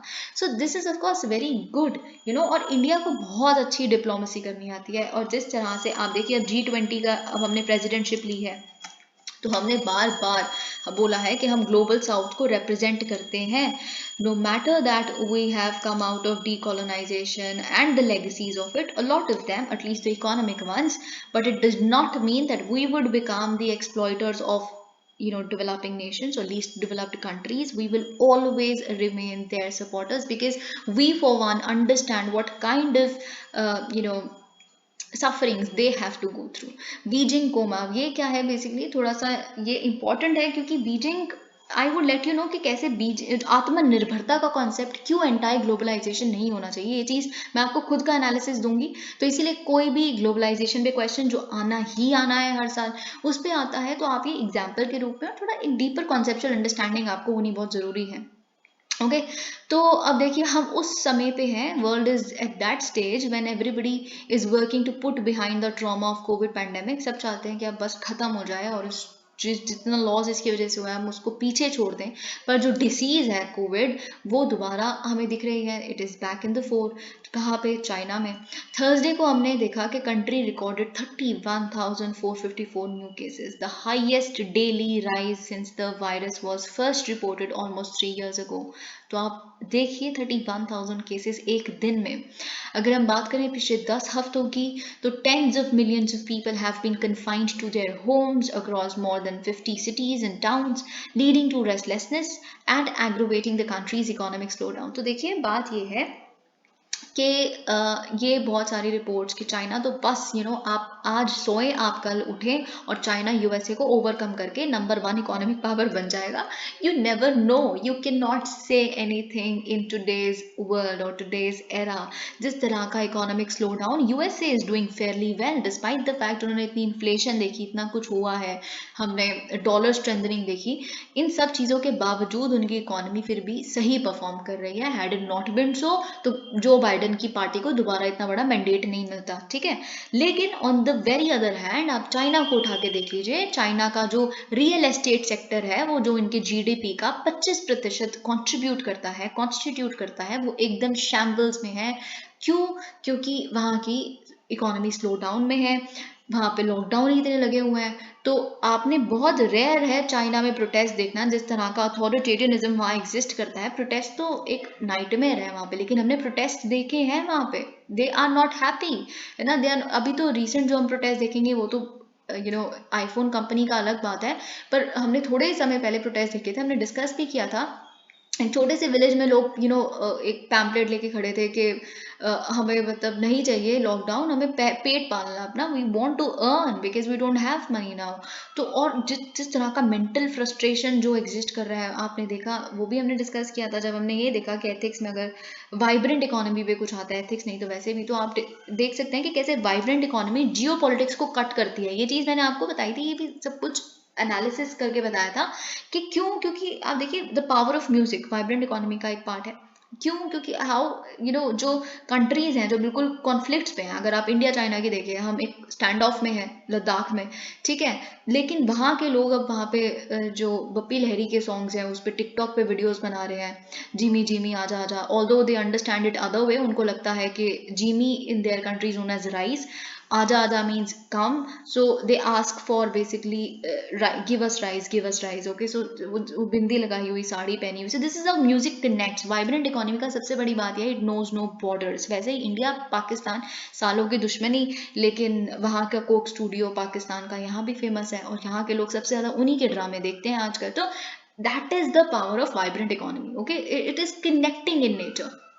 तो ये चीज़ हमने देखी थी, और वहाँ पे बहुत सारे लॉकडाउन हम देख रहे हैं, protest have erupted at the worlds. अब देखिए संसार की सबसे बड़ी जो आईफोन फैक्ट्री है ना, वो चाइना में ही है, ठीक है।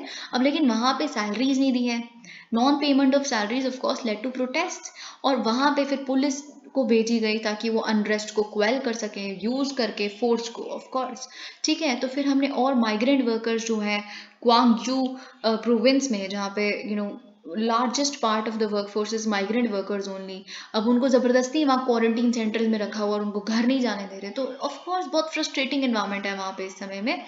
अगर हम WHO के हिसाब से देखें, जो करंट सर्ज हम देख रहे हैं वहाँ पे, it is basically because of one of those avatars of corona virus, omicron variant, ठीक है। तो it is also a fact that large parts of the country have been under the virus sway for the better part of the year, even though the cases. अब देखिए cases severe नहीं है, पर cases तो है ना। और आपने फिर अपनी जीरो कोविड पॉलिसी चलाई हुई है।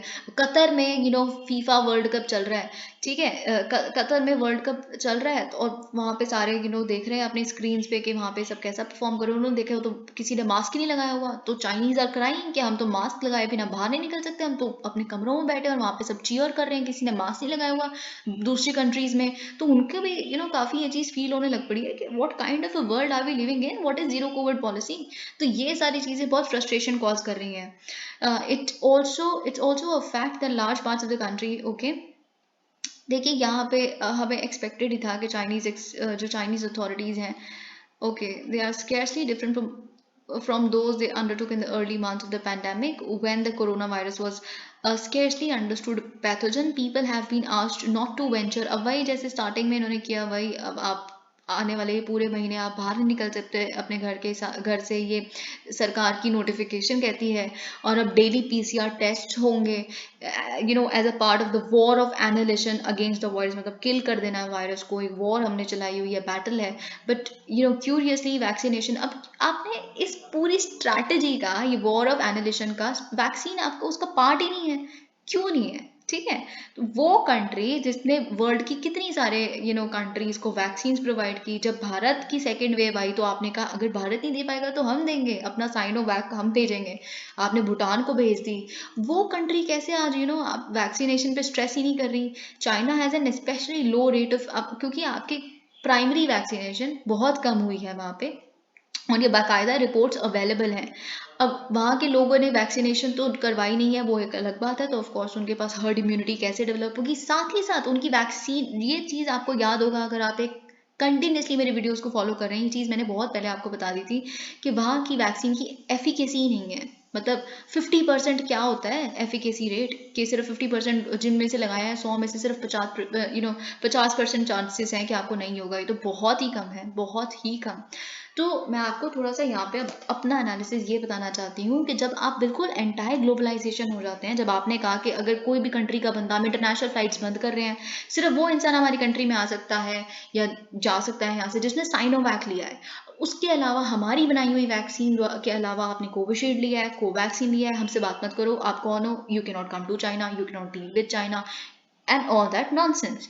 ठीक है, आपको पता है कि आपके ट्रायल्स तक का डेटा अवेलेबल नहीं है, थर्ड ट्रायल्स का, फाइनल ट्रायल्स का, आपका एफिकेसी रेट नहीं है आपकी वैक्सीन की, आप एंटायर ग्लोबलाइजेशन उस समय पे चला रहे हैं. This is nonsense. इसीलिए India is a very smart and a very good country. At least इस चीज़ में तो जिस तरह का हमें कोई शर्म नहीं है, और किसी कंट्री को नहीं होनी चाहिए इतना इस तरह की आत्मनिर्भरता. कोई ज़रूरत नहीं है इस चीज़ की. हमने कोविशील्ड, चाहे मैन्युफैक्चर ऑफ कोर्स हमारे ही एक इंसान ने की, mister Poonawalla, but the fact is serum institute. पर हमने टेक्नोलॉजी तो यूके से ली ना, सब कुछ इन द सेंस ग्लोबलाइजेशन को प्रमोट किया ना. तो आत्मनिर्भरता डेफिनेटली एंटायर ग्लोबलाइजेशन नहीं होनी चाहिए. तो आत्मनिर्भर भारत जब हम कहते हैं, अगर आप उसको समझते हैं कि उसका मतलब है क्लोज्ड इकोनॉमी, बस हम खुद पे ही निर्भर रहेंगे, ऐसा कभी होना भी नहीं चाहिए. क्योंकि फिर आप, जो चाइना का हाल है ना, अल्टीमेटली आप खुद को सबसे बड़ी पावर बनाने की कोशिश कर रहे थे इससे, लेकिन नहीं हुआ ना, आपकी इकोनॉमिक स्लो डाउन हो गया, आप तो बल्कि आप शायद थर्ड नंबर पे आ जाएंगे. ऐसे बहुत सारी स्टेटमेंट्स हैं. ठीक है, तो this is what I wanted to tell you. The surge in China is a warning that the pandemic is not over yet. देखिए, अगर किसी भी कंट्री में एक भी केस है ना, तो कहीं भी हो सकता है कल को. तो पैंडेमिक तो डेफिनेटली ख़त्म नहीं हुआ है, और इसीलिए जो हर वेरिएंट प्रूफ वैक्सीन है उसकी जो जंग है उसे जारी रखना चाहिए, और एक्चुअली में हमें इस तरह की वैक्सीन डेवलप करनी चाहिए. Also, the country should become transparent. China, it is high time that it becomes transparent. अगर वो नहीं बनेगी, तो अगर आप अपनी इकोनॉमी को नंबर 1 भी बनाना चाहते हैं, या जो भी आपके सपने हैं अपने आप को लेके, वो वैसे भी बर्बाद हो जाएंगे. क्योंकि अगर आप इतना अथॉरिटेरियनिज्म रखोगे तो इनोवेशन जहाँ नहीं होती ना, वहाँ पे ग्रोथ नहीं हो सकती. So you curb innovation, you keep on doing that. India would promote innovation, or other countries would do that. USA for that matter would invite migrants, because that is exactly what they need, good workforce. तो आप करिए जो आपने करना है. A deeper message तो इसमें कुछ भी नहीं है वैसे, I just read it for my sake, पर मैं आपको फिर भी बता देती हूँ. नेपाल में आपको पता है कि इलेक्शन हुए हैं, 61% वहाँ पे voter count, if I am not wrong, if I remember it correctly, voter count देखा था. और ऑफ कोर्स जहाँ तक हमारे मतलब बिल्कुल रिजल्ट्स दिख रहे हैं, अभी तो पूरे रिजल्ट्स नहीं आए हैं, पर वी आर वेरी श्योर कि इसमें जो रूलिंग पार्टी ऑलरेडी थी, जिसमें बेसिकली 5 पार्टीज की अलायंस थी, Nepali Congress, CPN Maoist centre, CPN unified socialist, लोकतांत्रिक समाजवादी पार्टी नेपाल, एंड राष्ट्रीय जनमोर्चा. ये 5 जो पार्टीज की अलायंस थी जो ऑलरेडी रूल कर रही थी, अब वही दोबारा आने के चांसेस हैं. ठीक है, तो यहाँ पे यही सारी चीज़ें लिखी है. Alright, the coming together of the alliance is what है। अब देखिए सबसे बड़ी बात है कि आप एक अलायंस में जुटे रहे। अगर आप थोड़ी सी भी आप में फूट दिखती जो बहुत बड़ी यहाँ दिखने लग पड़ती है, तो फिर जो आपका ऑपोजिशन है केपी शर्मा ओली, जो अलग लेवल के हाइपर नेशनलिज्म को प्रमोट करते हैं, जो भारत के अगेंस्ट बोल बोल के वोट्स जीतने की कोशिश करते हैं, Lord Ram was born here, इस तरह की बहुत सारी चीज़ें जो आप वहाँ पे करते हैं। तो अच्छी बात है, you came together, you didn't let KP Sharma Oli win that way. ठीक है, तो ये इन्होंने कहा है, उनकी जो पार्टी है वो मार्क्सिस्ट लेनिनिस्ट है। ओके, तो what I wanted to tell you is but the mandate shows that the long standard mainstream. Okay, तो इनकी ना एक ऑपोजिशन पार्टी है जो काफ़ी उभरती हुई दिखी है, आरएसपी, राष्ट्रीय स्वतंत्र पार्टी। एक्चुअल में क्यों उभरी है ये, क्योंकि ये इनको एक्चुअली इनकी कोई आइडियोलॉजी नहीं है, कुछ नहीं है, पर एक चीज़ पे बिल्कुल क्लियर है, वो है कि ये एंटाई फेडरलिज्म है।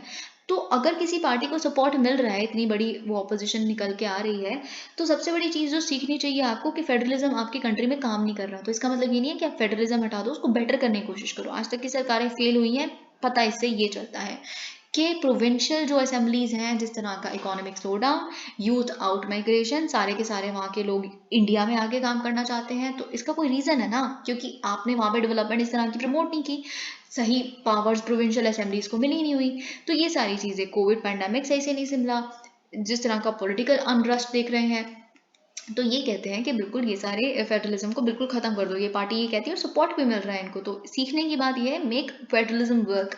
अब साथ ही में एक और चीज़ जो यहाँ पे बड़ी इंटरेस्टिंग है, इन्होंने रिलीजन का बिल्कुल भी सहारा नहीं लिया है अपने किसी भी पॉलिटिकल कैंपेन में। डेवलपमेंट पे बात की है और डेवलपमेंट के बेसिस पे ही रिजल्ट्स आए हैं।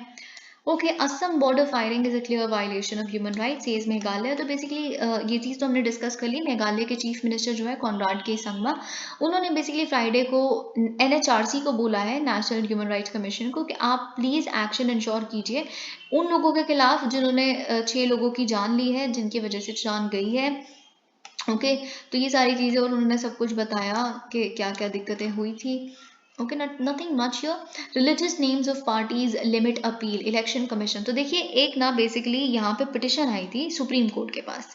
तो पिटिशन ये कहती है कि आप वो सिंबल जो एक पर्टिकुलर पार्टी को मिला हुआ है, या फिर एक नेम जो एक पर्टिकुलर पार्टी को मिला हुआ है, जो किसी भी तरह से रिलीजन से जुड़ा हुआ है, किसी भी रिलीजन से, उसको कैंसिल कर दो। सिंबल को भी कैंसिल कर दो, नाम को भी कैंसिल कर दो। तो इलेक्शन कमीशन का रिस्पॉन्स मांगा ऑफकोर्स सुप्रीम कोर्ट ने इस पर। तो इलेक्शन कमीशन ने बोला है कि देखिए ये लेगेसी नेम्स बन चुके हैं, कई पार्टीज है ना वो सालों साल से अब उसी नाम से चल रही हैं, तो अब आप नहीं कर सकते है ना।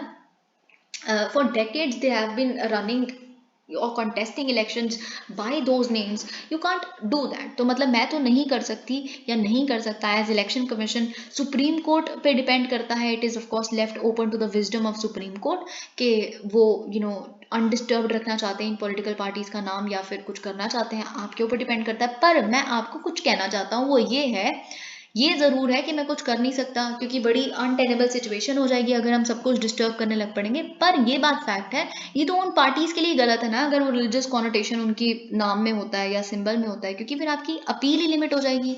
आप सिर्फ और सिर्फ एक पर्टिकुलर रिलीजियस ग्रुप को, एक पर्टिकुलर कम्युनिटी को आप सिर्फ अप्रोच कर पाएंगे। सारी तो कम्युनिटीज़ या रिलीजियस ग्रुप्स आपको अपना कभी देखेंगे ही नहीं अपनी रूलिंग पार्टी के रूप में। तो ये चीज़ आप ही की अपील लिमिट हो रही है, तो in a way that goes without saying. Okay, can RBI help those who genuinely fail to exchange notes, supreme court. तो देखिए क्या हुआ है, डिमोनेटाइजेशन पे सब कुछ सुना जा रहा है, ये बात आपको पता है। ठीक है, तो सुप्रीम कोर्ट ने बेसिकली फ्राइडे को आरबीआई को मतलब ऐसे सरकार से पूछते हुए, क्वेश्चन आंसर सब कुछ होता है, आपको पता है, हमने कल भी डिस्कस किया था। तो उसमें बेसिकली उन्होंने क्वेश्चन किया है कि क्या आरबीआई को, मतलब आरबीआई क्या कंसिडर कर सकती है कोई सोल्यूशन के बारे में, कि हम अपनी तरफ से कोई एक नया इनोवेटिव सोल्यूशन दे देते हैं पर्टिकुलर तरह के केसेस में, जहाँ पे सिटीजन जेन्युइनली अपना वापस पैसा डिपॉजिट नहीं कर पाए अपने ओल्ड नोट्स का, जो उनके घरों में पड़ा था, जो सबने जाके करवाया, 2.5 लाख जिसकी लिमिट थी अपने अकाउंट्स में जाके आपको डिपॉजिट करवाना था जब डीमोनेटाइजेशन हुई थी। तो जेन्युइन केसेस हो सकते थे, बिल्कुल हो सकते थे। फॉर एग्जांपल अगर कोई इंसान कोमा में था 6 महीने के लिए, एक जस्टिस एस अब्दुल नज़ीर जी ने कहा है, जो ये केस सुन रहे हैं, हेड कर रहे हैं, उन्होंने कहा कि अगर कोई इंसान 6 महीने के लिए कोमा में है और वो अपने नोट्स एक्सचेंज नहीं कर पाया, उनके बच्चों को भी नहीं पता कि उन्होंने नोट्स कहाँ रखे हैं, तो वो उनके लॉकर में ही रखे रह गए, है ना। तो क्या आरबीआई इस केस में रेमेडी प्रोवाइड नहीं कर सकता? करना चाहिए ना। तो इसमें बेसिकली हम देखें, अगर अटॉर्नी जनरल जो सरकार के हैं, उन्होंने बोला आरबीआई ने रिसीव किया था 700 ऐसी तरह की एप्लीकेशंस, पर इट वाज नॉट पॉसिबल कि हम इन सारी एप्लीकेशंस को देख पाएँ, और हमारे पास कोई पावर नहीं थी, आरबीआई के पास कोई पावर नहीं थी, और ये सब वगैरह इन्होंने रीज़न दिया। तो इन्होंने बोला कि ऐसे कैसे पावर नहीं थी? आप सब सेक्शन 2 और 3 देखिए, किसका? सेक्शन 4 का। किस एक्ट का? The specified bank note session of liabilities act, जो बेसिकली आरबीआई को डिस्क्रिशनरी पावर देता है कि आप इंडिपेंडेंटली वेरीफाई कीजिए एप्लीकेशन जेन्युइन है कि नहीं है ना, जो अपने बेसिकली डिपॉजिट नहीं कर पाए ओल्ड नोट्स को। ओके, फिर उनको आप ग्रेस पीरियड दे सकते हैं कि आप बाद में डिपॉजिट कर दीजिए, है ना, कुछ भी हो सकता है ना। तो अगर हम सब सेक्शन 2 की देखें, it empowered the central bank to conduct an inquiry into such applications, satisfy itself about the genuineness and credit the value. अब देखिए बात क्या है कि अगर कोई इंसान, फॉर एग्जांपल हम कोमा में यही एग्जांपल ले लेते हैं, तो अगर वो ठीक होता है इंसान, तो अगर उसके लॉकर में 2.5 लाख रुपए पड़े हैं, तो वो 2.5 लाख वो अपने अकाउंट में जमा करवाता ना। तो अब वो तो जंक बन गया, पेपर जंक बन गया। अगर वो वापस आएगा, इंसान ठीक होगा और देखेगा उसके लॉकर में पड़ा रहेगा, तो वो तो कुछ यूज का ही नहीं है, तो उसके 2.5 लाख रुपए चले गए ना। तो आपको वो क्रेडिट नहीं करने चाहिए थे उनके बैंक अकाउंट में। तो ये चीज इन्होंने बोली है। और साथ में सब सेक्शन 3 अगर हम देखें, it allowed a claimant who was refused by the RBI, कि अगर आपको RBI रिफ्यूज कर देते तो आप central board of the bank के पास बेसिकली आप अपील डाल सकते हैं 14 दिन के अंदर अंदर। ठीक है, तो ये तो बेसिकली डीमोनेटाइजेशन नोटिफिकेशन के इंडिपेंडेंटली, उसके अलग से ऑलरेडी ये 2 सब सेक्शंस एग्जिस्ट करते हैं ना, तो क्यों नहीं एक्सरसाइज की गई ये पावर, या क्यों नहीं एक्सरसाइज की जा सकती? तो अब देखिए, डीमोनेटाइजेशन पे बहुत सारी बातें होंगी अभी, तो आई वुड सजेस्ट कि आप सब कुछ बहुत अच्छे से देखिए। New draft of data protection bill is fundamentally flawed. अब देखिए किसने कहा है? ये कहा है जस्टिस BN श्री कृष्ण जी ने, जिन्होंने एक्चुअल ड्राफ्ट जो प्रिपेयर किया था 2018 में। ठीक है, और फिर उस ड्राफ्ट में बड़ी सारी अमेंडमेंट्स हुई, इतनी अमेंडमेंट हो गई कि वो अमेंडमेंट एक नया लॉ बनाने पे मजबूर कर दिया उसने। ठीक है, तो उनके द्वारा ये स्टेटमेंट आना बहुत ज़्यादा मायने रखता है। इसीलिए मैंने आपको ये पहले भी सजेस्ट किया है, अगर हम इकोनॉमी का, मुझे टाइम मिलता है, I do not know if that would be possible this time, economy की विजन IAS की अगर वीडियो में ये डेटा प्रोटेक्शन बिल है, तो हम इसके BN श्री कृष्ण जी का जो ड्राफ्ट था उसको, साथ में जो 2019 का जॉइंट कमेटी के बाद ड्राफ्ट था उसको, और जो नया आया है बिल उसको कंपेयर करते हुए, तीनों को कंपेयर करते हुए अच्छे से डिस्कस करेंगे कि क्या। देखिए पेपर में तो यही आएगा मेंस की अगर हम बात करें तो। ठीक है, तो यहाँ पे क्या लिखा है कि जो digital data protection, personal data protection bill है, as it is known now, is loaded in favour of the government. Definitely it is tilted in the favour of the government, क्योंकि आप क्या करते हो, आप जितने भी तरह के, I will let you know क्या है यहाँ पे। बेसिकली आपने इतनी सारी एग्जाम्पशन दी हुई है, सारी गवर्नमेंट एजेंसीज को एग्जाम्पशन दी है कि प्रिवेसी को आप ब्रीच कर सकते हो। ठीक है, अब क्या गुड पॉइंट्स है, क्या बैड पॉइंट्स है, इन्होंने बताया है। सबसे पहले तो इनका कहना है कि अच्छी बात ये है, गुड पॉइंट ये है कि लैंग्वेज सिंपल है, साइज आपने रिड्यूस कर दिया, इतनी सारी अमेंडमेंट हुई हुई थी, एटलीस्ट आपने क्लॉजेस कम कर दिए, तो गुड। ठीक है, दिस इज गुड पॉइंट। पर अब ये गुड पॉइंट कुछ भी नहीं होता अगर आपने सिंप्लिसिटी की सेक के लिए लेजिस्लेशन ही बर्बाद रखी हुई है। लेजिस्लेशन प्रिवेसी के खिलाफ है, तो सिंप्लिसिटी का हम क्या करेंगे, ये इन्होंने कहा है। ओके, तो देखिए इन्होंने साथ में कहा है कि जो डेटा बोर्ड है, जो आपने बात की है, डेटा बोर्ड हम क्रिएट करेंगे, तो ये आप क्रिएट करोगे ना। आप कौन हो? आप सरकार हो। ठीक है, आपने कॉम्पोजिशन की कोई बात नहीं की कि इसमें कौन लोग होंगे, सरकार के ही लोग आप रख दोगे। क्या क्वालिफिकेशन होगी, चेयर कौन होगा, कितने मेंबर होंगे, ये आपने कुछ भी नहीं बताया, ये सब कुछ आप डिसाइड करोगे। ठीक है, तो फिर क्या मतलब है इसका, ये रेगुलेटर होगा नहीं होगा, कुछ भी नहीं पता। तो अगर कोई ग्रीवेंसेस सुनने वाला ही सरकार है, और सरकार के अगेंस्ट ही ग्रीवेंस क्यों सुनेगा? सरकार खुद के केस में जज कैसे बन सकती है? सबसे बड़ी बात तो ये है, ये प्रिंसिपल्स ऑफ नेचुरल जस्टिस के भी खिलाफ जा सकता है। वैसे तो हमें पता ही नहीं है ये डेटा बोर्ड होगा क्या। The bill is loaded in favour of the government, all vital issues have been delegated to delegated legislation. अब देखिए सबसे बुरी बात इस चीज की, जो हमने पहले भी देखी थी, वो ये है कि बहुत छोटा सा लॉ आया है। एक ये तो पॉजिटिव भी है, लेकिन इसका नेगेटिव ये है कि सरकार ने ये ओपनली बोला है कि छोटा लॉ इसीलिए क्योंकि अब रूल्स आएंगे। ठीक है, रूल्स आएंगे और रूल्स स्पेसिफिकली सब कुछ डिसाइड करेंगे, कि असल तो रूल्स आएंगे जो जैसे इम्प्लीमेंटेशन करनी है। तो इससे क्या होगा, अब आप समझने की कोशिश कीजिए, ये चीज यहाँ नहीं लिखी लेकिन मैं आपको बताती हूँ। जो बिल होता है वो पार्लियामेंट में डिबेट किया जाएगा, राइट, उसको पास करना पड़ेगा पार्लियामेंट में। ऑल्दो मेजोरिटी है तो वो वैसे भी हो ही जाएगा पास, वो अलग बात है, पर उसको डिबेट तो करना पड़ेगा पार्लियामेंट में। लेकिन रूल्स तो एग्जीक्यूटिव बनाती है। रूल्स जब सब कुछ आप कह रहे हो होंगे ही रूल्स, तो आपने डायरेक्टली इनडायरेक्टली सारी पावर्स खुद के हाथों में ले ली, and this is not good. ये justice B N Srikrishna का भी कहना है। अब यहाँ पे इतनी कॉम्प्लेक्स लैंग्वेज लिखी है, ये इतनी सिंपल सी बात तो शायद आपके लिए थोड़ा सा समझना मुश्किल हो सकती थी। अब देखिए इन्होंने बोला है जो 2018 का ड्राफ्ट था उसमें हमने क्या बोला था, हमारी पूरी टीम ने ये बोला था कि ये जो डेटा रेगुलेशन जो बोर्ड होगा बेसिकली वो प्रॉपर उसका टेन्योर कितना होगा, ये सब कुछ हमने डिसाइड किया था। ठीक है, डेटा प्रोटेक्शन अथॉरिटी के बारे में, तो वो आप it is very much needed, उस तरह का ही होना चाहिए। ये तो 2019 के बिल से भी बेकार आया है ये वाला बिल, इन्होंने ये कहा है। ओके, तो और साथ में इन्होंने बोला कि पुट्टा स्वामी जजमेंट जो थी राइट टू प्रिवेसी को जिन्होंने फंडामेंटल राइट बताया, तो ये तो उसमें 3 जो टेस्ट थे उसको भी मीट नहीं करता। 3 टेस्ट क्या थे राइट टू प्रिवेसी को, जब आपने कह दिया कि हर government agency basically as may be prescribed by the government, as may be prescribed by the government, उनको जैसा सही लगेगा आप एग्जेम्प्टेड हैं, आप डेटा प्रिवेसी को ब्रीच कर सकते हैं, तो आप उस 3 टेस्ट को तो मीट कर ही नहीं रहे ना, जो सुप्रीम कोर्ट ने बोला था कि आप प्रिवेसी सिर्फ तब छीन सकते हैं जब नेसेसिटी हो, रीजनेबल मैनर में हो, लॉ के माध्यम से, और प्रोपोर्शनेटली हो, यानी कि जितना आपका ऑब्जेक्टिव है उतने ही अमाउंट की आप प्राइवेसी ब्रीच करें, सिर्फ उसको पूरा करने के लिए आप एक ब्लैंकेट ब्रीच नहीं कर सकते। तो इन तीनों का तो नामो निशान नहीं इनको दिख रहा इस पर्टिकुलर बिल में। Railways create a road map to export Vande Bharat train, जिसमें कुछ नहीं है, मुझे बस आपको यही बताना था कि जैसे जैसे हम डिफेंस को अगर एक्सपोर्ट करने की बात कर रहे हैं तो वैसे हम इस स्ट्रेटेजिक चीज़ें, रेलवेज की स्ट्रेटेजिक ही है ना, उसके भी एक्सपोर्ट की बात करें 2025-26 तक हम वंदे भारत ट्रेन की जो हमने खुद ने इंडिजिनसली मैन्युफैक्चर की है उसके एक्सपोर्ट को शुरू कर देंगे। ये सारी चीज़ें जब कुछ इसमें कॉन्क्रीट आएगा तो हम इसको डिस्कस करेंगे, अभी तक तो ऐसा खास कुछ नहीं आया है। Okay, far right leader Ben Gvir to be Israel security minister. Now ये तो हमारा सबसे ज़्यादा जो वर्स्ट फियर था ना इसराइल की सरकार से रिलेटेड, वो बिल्कुल हमारा बिल्कुल तदबीर हो चुका है। It has actually become a reality. हमारे हर डर को हम सोच रहे थे जो बेनवीर है वो गलती से सिक्योरिटी मिनिस्टर ना बन गए, और बन ही गए हैं ये।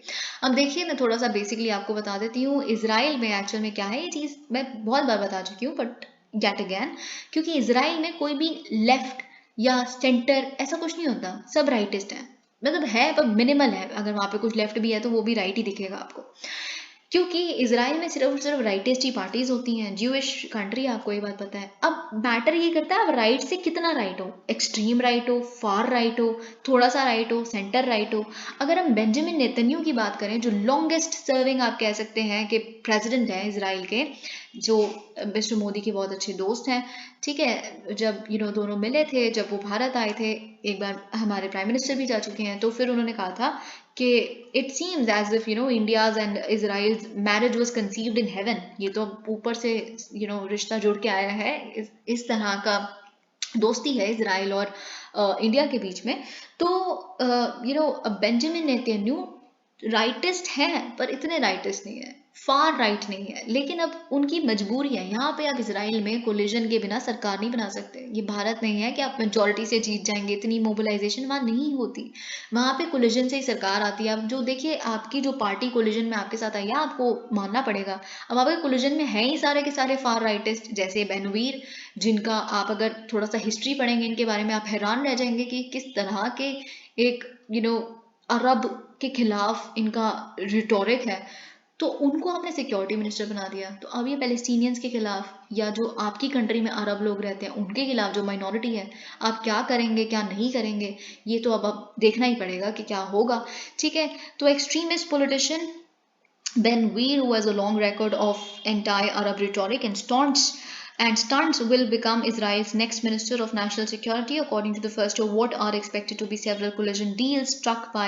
Of course, आप coalition में आए हैं तो उनके साथ आपको लिक्विड पार्टी जो है नेतन्याहू की, उनको कुछ तो डील करनी पड़ेगी, उनको कुछ तो देना पड़ेगा ना, आपके साथ सरकार बना रहे हैं वो।